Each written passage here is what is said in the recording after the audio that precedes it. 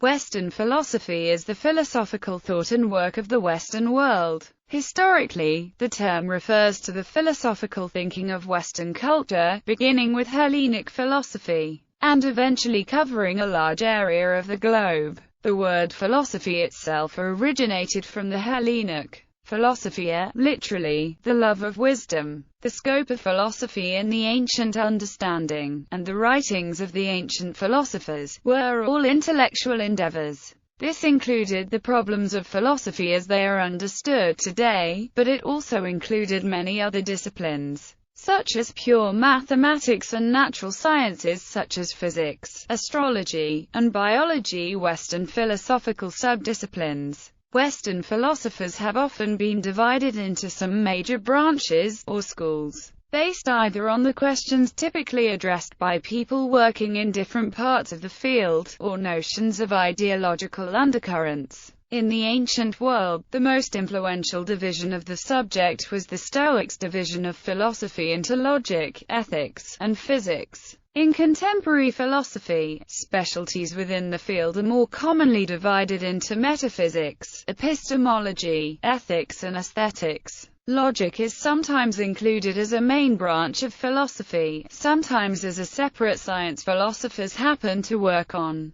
and sometimes just as a characteristically philosophical method applying to all branches of philosophy. Within these broad branches there are now numerous subdisciplines of philosophy. At the broadest level there is the division between Analytic and Continental philosophy. For Continental philosophy, subdividing philosophy between experts is problematic for the very nature of the interdisciplinary task of philosophy itself. However, for most of Analytic philosophy, further divisions simplify the task for philosophers in each area. The interest in particular subdisciplines waxes and wanes over time. Sometimes subdisciplines become particularly hot topics and can occupy so much space in the literature that they almost seem like major branches in their own right.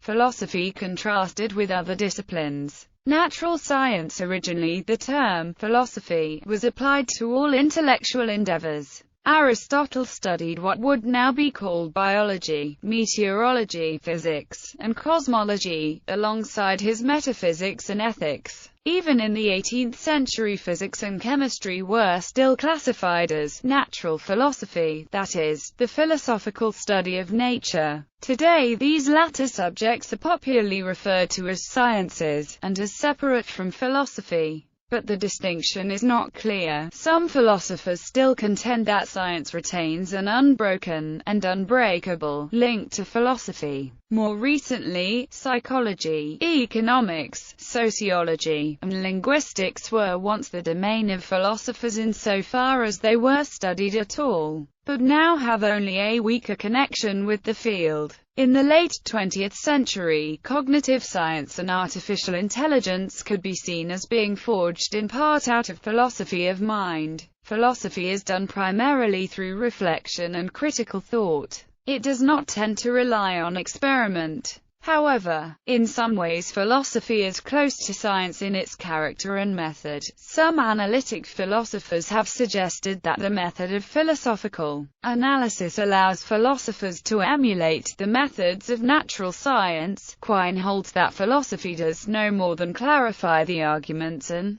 claims of other sciences. This suggests that philosophy might be the study of meaning and reasoning generally, but some still would claim either that this is not a science, or that if it is, it ought not to be pursued by philosophers. All these views have something in common. Whatever philosophy essentially is or is concerned with, it tends on the whole to proceed more abstractly than most natural sciences. It does not depend as much on experience and experiment, and does not contribute as directly to technology. It clearly would be a mistake to identify philosophy with any one natural science. Whether it can be identified with science very broadly construed, is still an open question. This is an active discipline pursued by both trained philosophers and scientists. Philosophers often refer to, and interpret, experimental work of various kinds. But this is not surprising. Such branches of philosophy aim at philosophical understanding of experimental work. It is not the philosophers in their capacity as philosophers, who perform the experiments and formulate the scientific theories under study.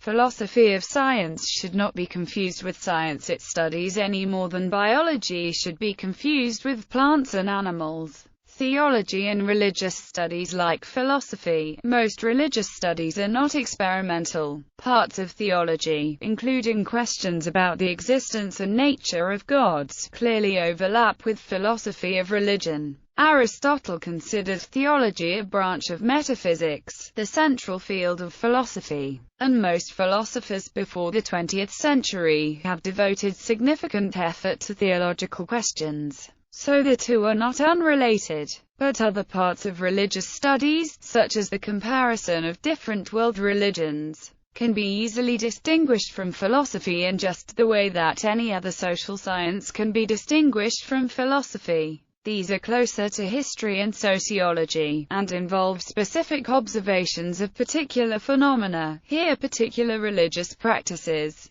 The empiricist tradition in modern philosophy often held that religious questions are beyond the scope of human knowledge, and many have claimed that religious language is literally meaningless. There are not even questions to be answered. Some philosophers have felt that these difficulties in evidence were irrelevant, and have argued for, against, or just about religious beliefs on moral or other grounds. Mathematics. The philosophy of mathematics is a branch of philosophy of science, but in many ways mathematics has a special relationship to philosophy. This is because the study of logic is a central branch of philosophy, and mathematics is a paradigmatic example of logic. In the late 19th and 20th centuries, logic made great advances, and mathematics has been proven to be reducible to logic. The use of formal, mathematical logic in philosophy now resembles the use of mathematics in science, although it is not as frequent.